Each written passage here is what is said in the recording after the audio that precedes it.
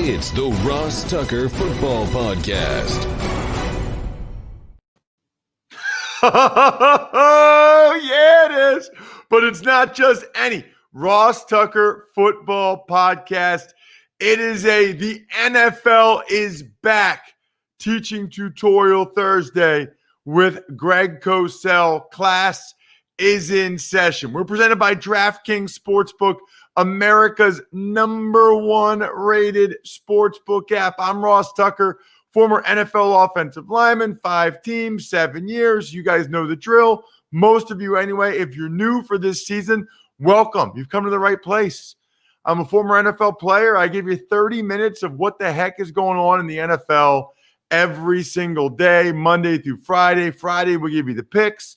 Monday, I let you know what happened in the games. Tuesday, power rankings. Wednesday, Andrew Brandt and all the transactions from Tuesdays. And Thursday, like today, we go inside the film room with Greg Cosell, presented by DraftKings. More on that in a little bit. Thursday also means we're only one day away from having a new Spread the Word winner tomorrow. Tomorrow, I'm giving away a signed picture or signed card tomorrow to someone who just retweets me at Ross Tucker NFL or at RossTuckerPod, or you like it on Instagram at Ross Tucker NFL, at RossTuckerPod, or Facebook. You guys know the drill. And tomorrow I'm giving out our second of 6 free Madden codes. I got codes. And by the way, not many people are trying to get the codes this year. I don't get it. There aren't that many people trying to get codes this year. It's a free Madden code. Like, I'll just send it to you. It's really easy to get. Hit me up. Ross at RossTucker.com. Just take advantage of the DraftKings Sportsbook app. Put the promo code Ross in. Screenshot it. Send it to me. Even if you just do the free Survivor pool. Do it. Speaking of do it, I can't even wait any longer. I'm so giddy, so excited. It's Big Show time. The Big Show.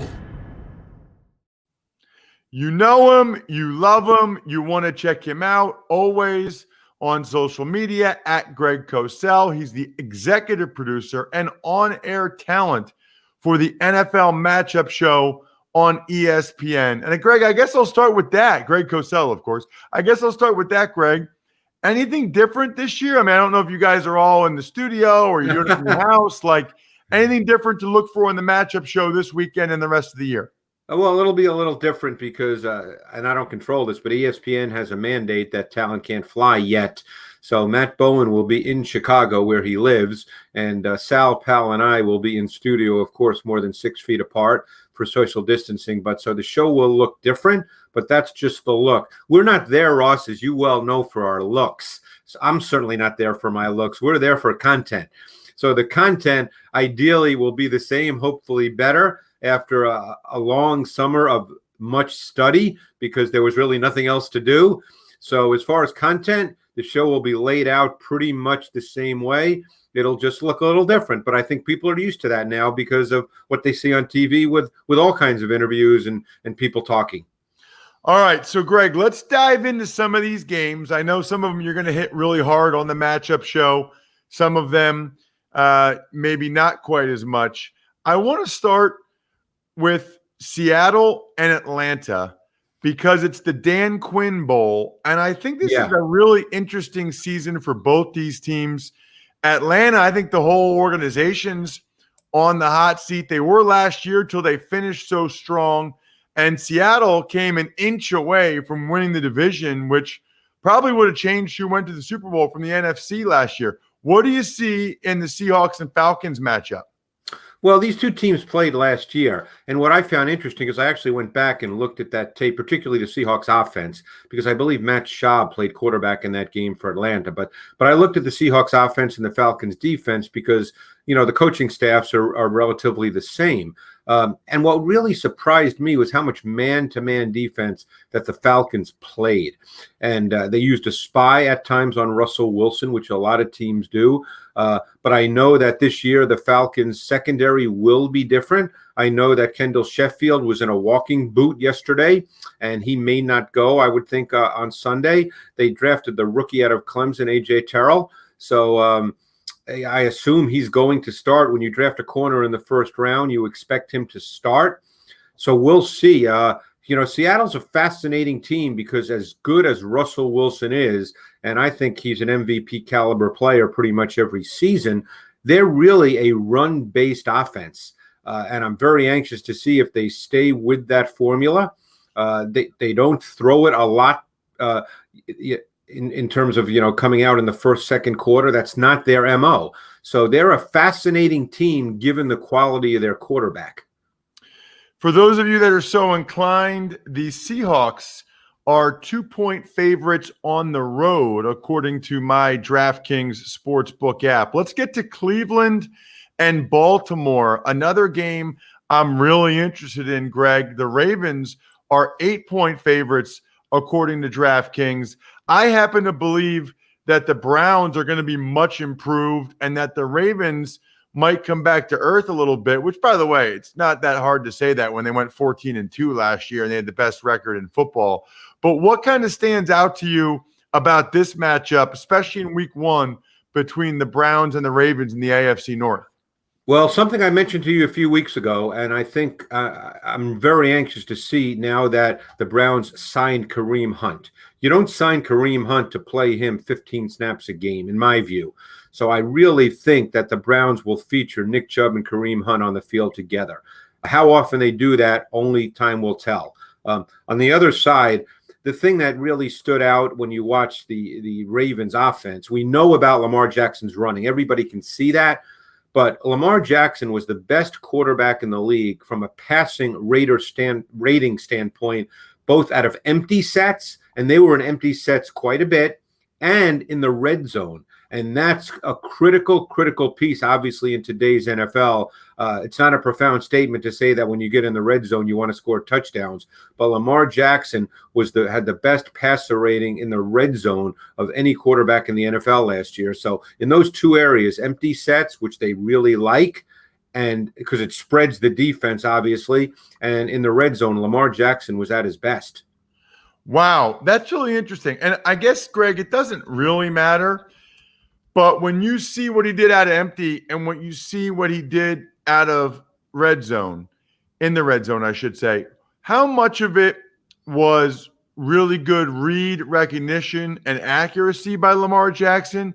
And how much of it was guys, because of the awesome scheme that the Ravens have and their coordinator, Greg Roman, how much of it was guys sort of wide open because of the threat that Lamar Jackson's legs are, really, whether it's out of empty or in the red zone? Yeah. Well, I think empty does a couple of things, Ross, and you know this, but we'll just say it really quickly, is what empty does is it spreads the defense. It forces the defense to declare both coverage and pressures before the snap of the ball. So normally in empty, and obviously empty means you have 3 receivers to one side and 2 to the other side. That's normally what happens in empty sets. It's a 3-by-2 look. And normally what teams do is they have a man side in terms of the routes and the read for the quarterback and a zone side. So Lamar Jackson simply has to decide based on his view of the coverage whether it's man or zone. And if it's man, depending on the route concepts, he would work to one particular side. If it's zone, he works to the other side. And it really defines things very clearly for the quarterback. And so empty is a good thing for a young quarterback because it gives him an either or side and defines it for him. Love it. All right, let's move on to Minnesota and Green Bay. It's the Vikings. It's the Packers. Huge NFC North matchup to start the season. Yeah, one thing I'd look for in this game, you and I both know in this pandemic training camp that there was not a lot of hitting, there was not a lot of tackling, and tackling is a practiced art. It's not just something you go do. You need to practice it. Think about what the Vikings did a year ago, and I don't think it will change under Gary Kubiak.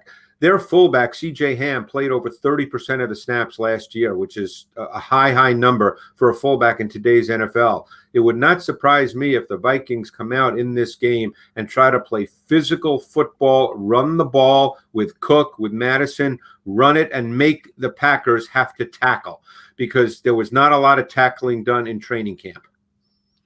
I like it. What about the other side when Aaron Rodgers has the football? Yeah, and I think we know what Matt LaFleur ultimately wants to do. That's why he drafted who he drafted. Obviously drafted a quarterback #1, but then he drafted Dillon, who apparently is #3 on the depth chart right now, which doesn't surprise me. But then they drafted Josiah DeGuara out of Cincinnati, who's kind of an H-back tight end, almost a Kyle Juszczyk type player, and Matt LaFleur does have a Kyle Shanahan background. So I think ultimately that's what he wants to do. You know, what's fascinating when you watch the Packers from a year ago is how inefficient they were with the play-action pass game, which is really a foundation of what Matt LaFleur wants to do. So I'm really curious to see how it plays out with another offseason, albeit a different offseason. But I'm anxious to see how that plays out, because that's really what Matt LaFleur would like his offense to look like, a lot of play action. Wow. Why do you think that is? What did you see on tape in terms of their inefficiency in the play-action pass? That's the Aaron Rodgers debate for the last number of years. The fact that he's an unbelievable outside of structure player. He has not been as good within the structure of the offense. And I can't answer why, because a lot of times I'll watch tape. And again, this is the tape talking. This is not an interpretation. This is the tape talking. There were a lot of times throws were there within the structure of the offense and the read, and for whatever reason, he did not turn it loose. Only he can answer that.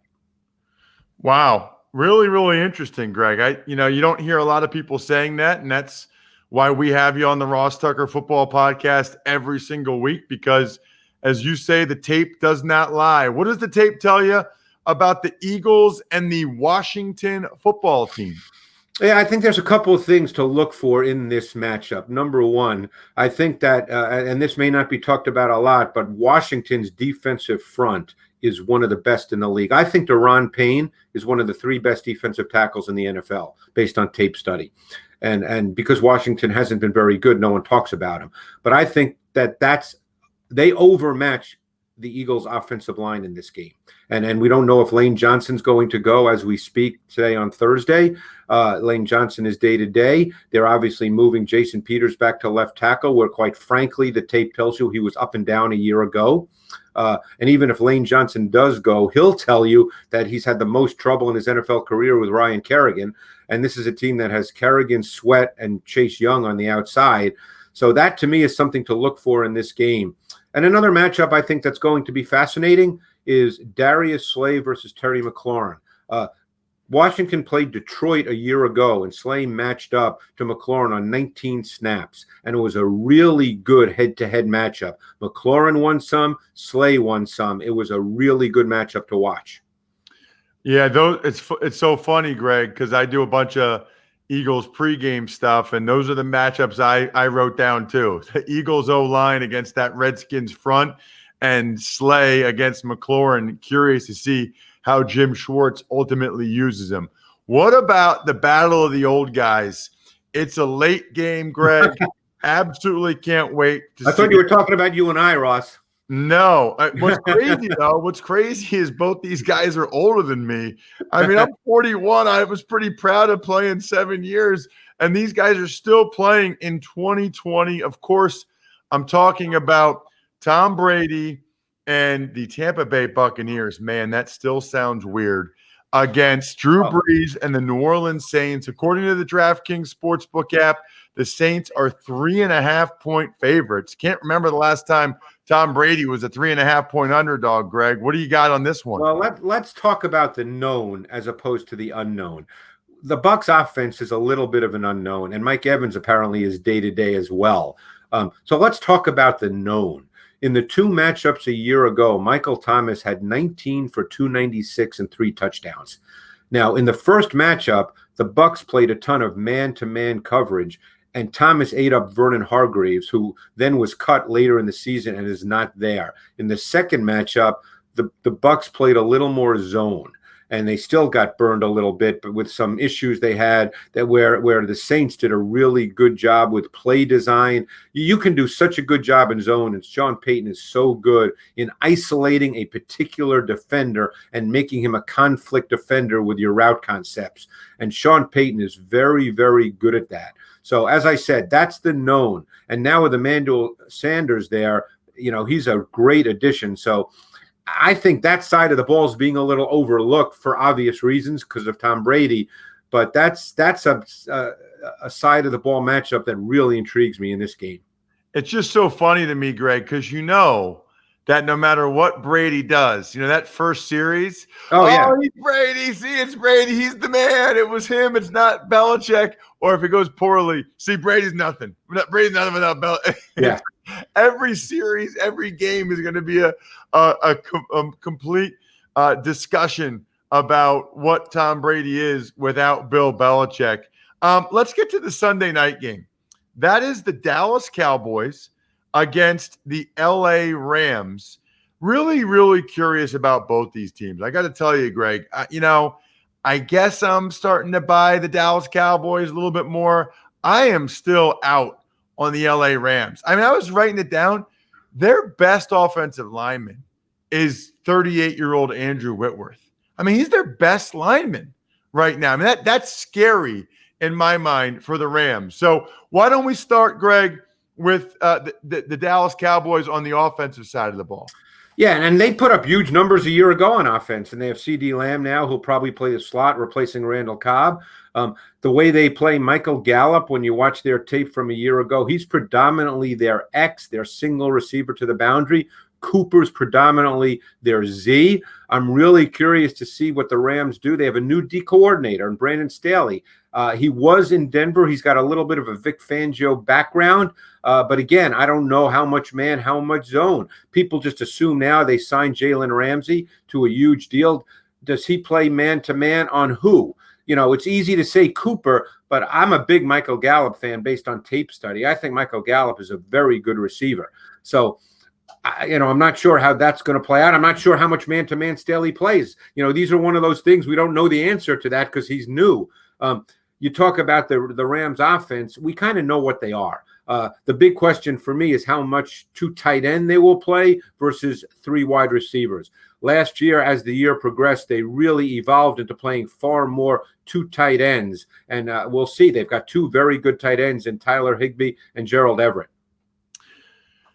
Talking with my man, Greg Cosell, executive producer and on-air talent for the NFL Matchup Show here on the Ross Tucker Football Podcast. Got to ask you about Monday Night Football, Greg. I'll be in the booth. It's the Steelers and the Giants. Really looking forward to that one. Give me one thing about that game that interests you or that you've noticed on tape recently that I can regurgitate Monday night and sound smarter than I really am. Glad to help, Ross. Anything for you. Well, last week I did a deep dive into the Steelers defense from a year ago, and they're a fun defense to watch. They're very multiple. There's disguise. There's late movement. They get a ton of pressure, though, from their front four. They're really good up front. And I think people don't really think about that with the Steelers. I was so impressed with T.J. Watt as a pass rusher. And Dupree is really developed on the other side. He is very, very athletic. And then you see Hayward inside, and his bull rush against guards and centers, he's a man. And so they really do a great job with a four-man rush. Now, one player that keep an eye on because they like to use him as a blitzer, and he's very, very good at that, is their slot corner, Mike Hilton. He's one of the best blitzing slot corners in the NFL. And then I guess the question about the nightcap, Greg, is just what a difference a week makes for the Titans and the Broncos. I mean, the Titans add Jadeveon Clowney. The Broncos lose Von Miller. I mean, what a turn of events for the nightcap on Monday night. Well, one thing to look for, in my view, because I went back and looked, they played last year. Now, that was Marcus Mariota's last start, and he got benched in that game.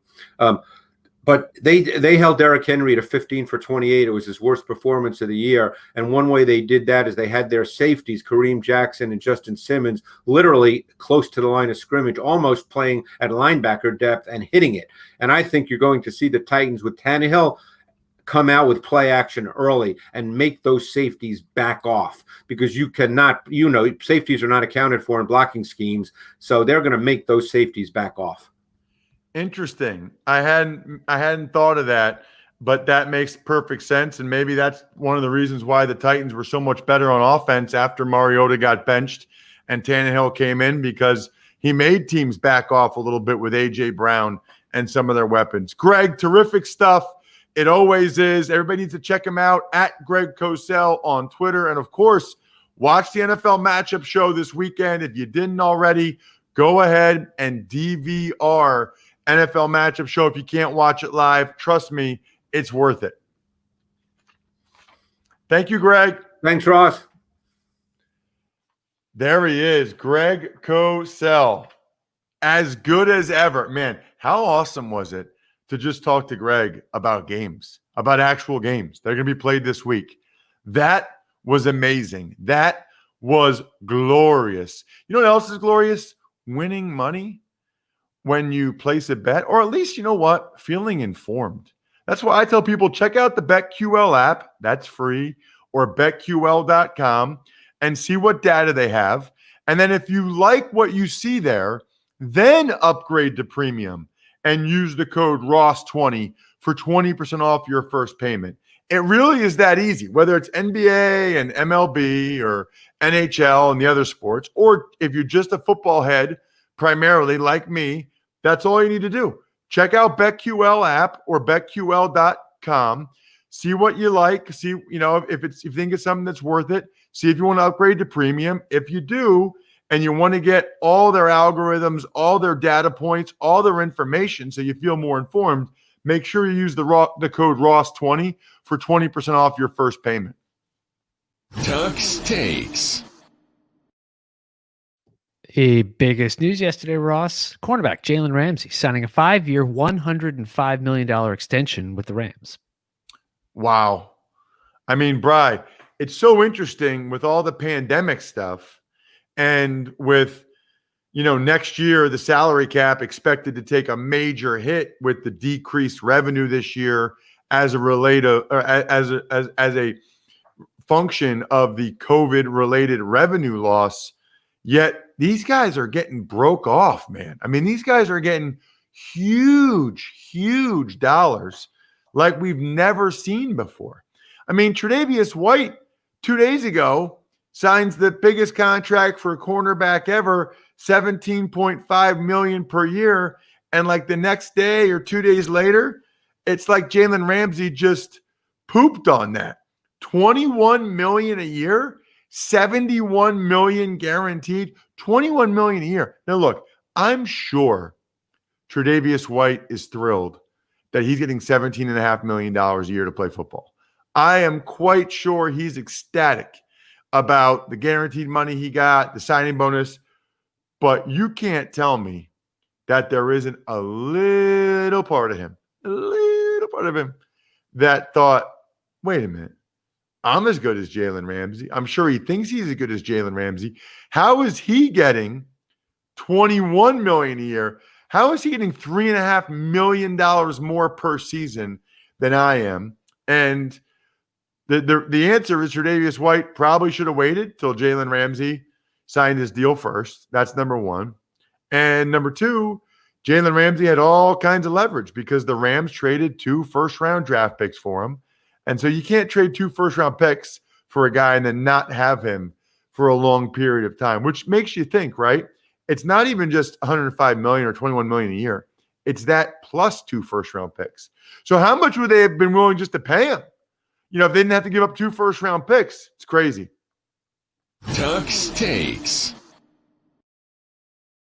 We also had a few notable retirements. Both Steelers linebacker Ryan Shazier and longtime DB Aqib Talib announced that they're officially done playing football, and that is despite Bill Belichick's claim to try and lure Aqib Talib back out on the field. Talib had his issues both on and off the field, but extremely talented. I mean, an unbelievable man-to-man cover guy.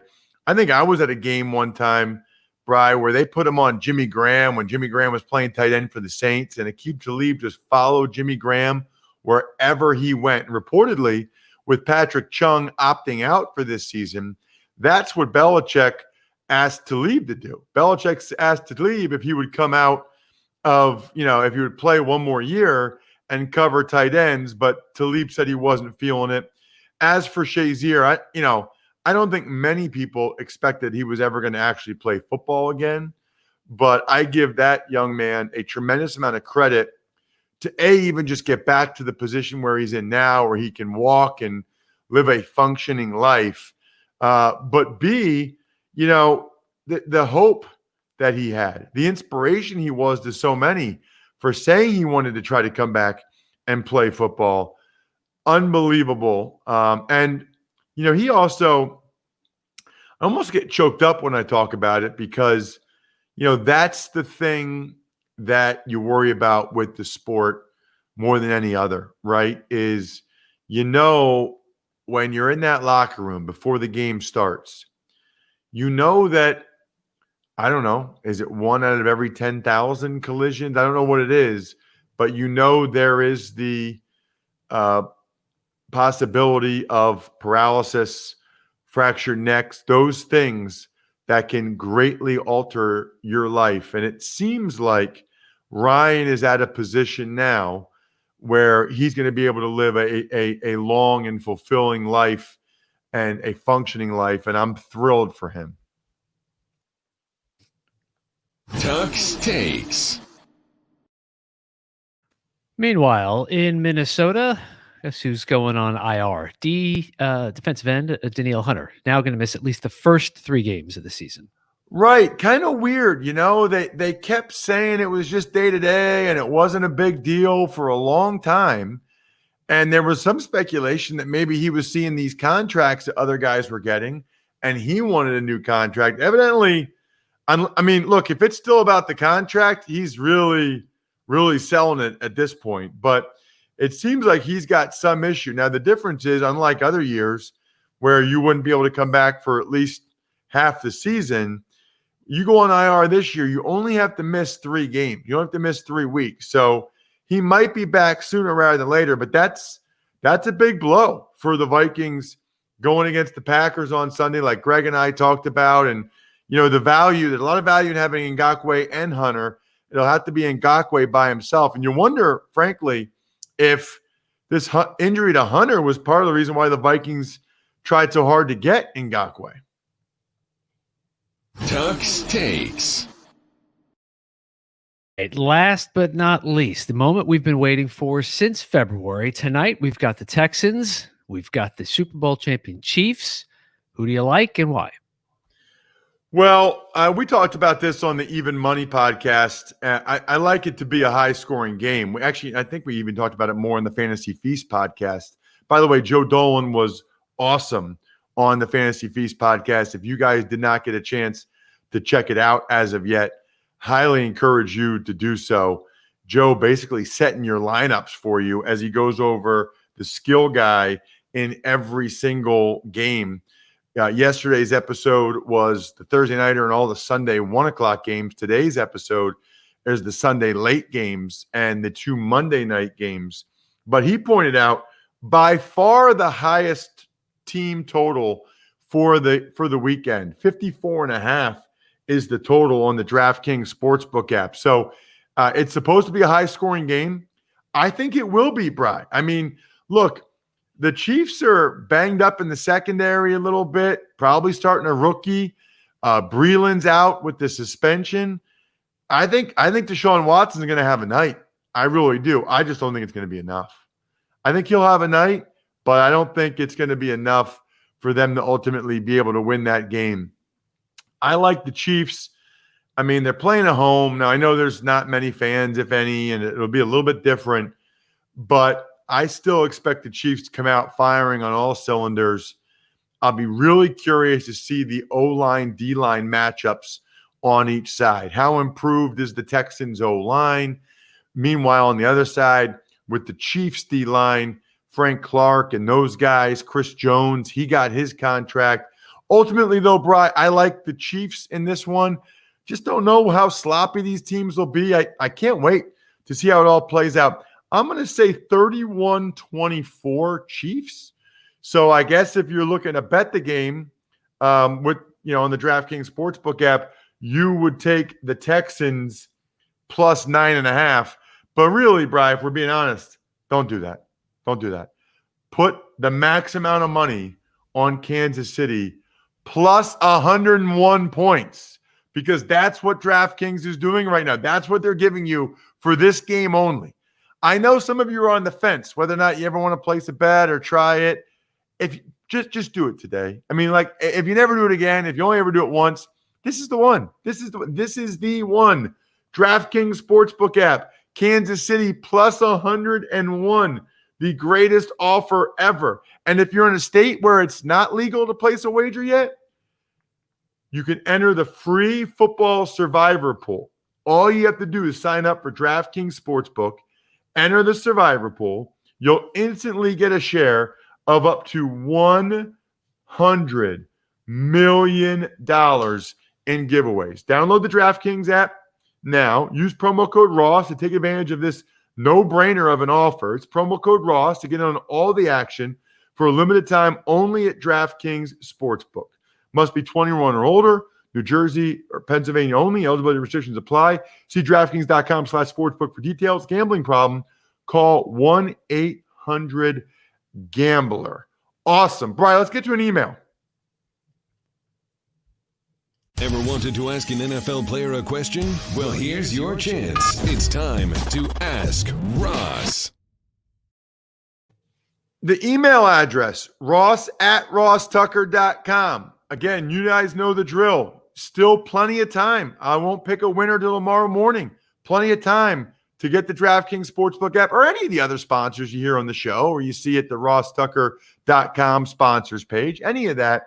And you can go ahead and shoot me an email, ross@rosstucker.com, and say, I want Madden for Xbox. I want Madden for PlayStation. I want an email question from you, Bri. What do you got? You know what, Ross? Actually, I think I'm going to let you do the email question today. Okay, so this one comes to us from Mike Scharf. He said, hello, Ross. My wife got me a cameo shout out for our 10-year anniversary. I signed up for DraftKings using the promo code Ross and rated several of your shows. I'm hopeful that all this support will allow me to ask 2 questions rather than just one. Number 1, I went to the Arizona Cardinals versus Dallas game that happened a week before Emmitt Smith broke the rushing record. It looked like Emmitt could have easily broken the record during that game. Did the coaches pull Smith from the game so he would break the record at a home game? I don't think so, Mike. I think that they might have had that in the back of their head. But if memory serves, he didn't get it until like the 3rd or 4th quarter of that first game I was there in Dallas against Seattle. I think he might not needed 100 yards, but he needed a bunch of yards. So I don't think it would have been that easy for him to get it against Arizona. He needed a bunch of yards to get it against Seattle in that first game when I was there. Your second question is, I have observed that offensive lines seem to lose a lot of weight after they retire. Max Unger, Joe Thomas, yourself, to name a few examples. Love to hear a little about your personal fitness philosophy or wisdom you have picked up from other offensive linemen. Thank you for the great podcast, Mike Scharf. Mike, pretty simple. Well, so first of all, right when I retired, I've told this story before, I was psycho about it. I would have 5 tiny meals a day, spread out every 3 hours, and I would do like an hour and a half of cardio in the morning. I would work out again in the afternoon, and just totally changed my whole diet, routine, everything. And I lost a tremendous amount of weight very quickly. I got down to like 248. I think I lost like 60 pounds in the matter of not even 6 months. So that has happened, and that's how I did it initially. Now I work out pretty religiously, man. I work out, I'd say 8 to 10 times a week, definitely at least once every day. And then certainly, probably, especially in the summer, 2 or 3 times I'll do something else, maybe go for a swim or something like that. So even yesterday, I did yoga in the morning, and then in the afternoon with the girls, with my daughters, I did like a bicep, shoulder, core routine in the pool with them. They're getting big though, man. I can barely do it anymore. And I'm pretty good about what I eat during the week. I'm not as good on the weekends, but I eat pretty healthy. I really don't snack very much anymore. I eat a meal between like 8 to 9 a.m., another one at like noon, another one at 5. Don't really snack much. So I'm pretty good about it. Not as good as I'd like to be, but not bad, I would say. Good question, Mike. Thank you very much. Keep them coming. Ross at RossTucker.com. Absolutely love those email questions, and love that we will have a chance to break down a football game tomorrow on the show, and B, you'll hear my picks for all of the games. I got the Chiefs tonight, of course, and we'll also be able to talk about the Even Money podcast, Fantasy Feast, College Draft podcast, and of course, the Business of Sports with Andrew Brandt. Shout outs, Pizza Boy Brewing, DynastyFreaks.com, Sporticulture, SteakhouseSports.com, Vision Comics with an X. I think we're done here. Thanks for listening to the Ross Tucker Football Podcast. Make sure to also subscribe to the Fantasy Feast, Even Money, Business of Sports, and College Draft. All available at Apple Podcasts, RossTucker.com, or wherever podcasts can be found.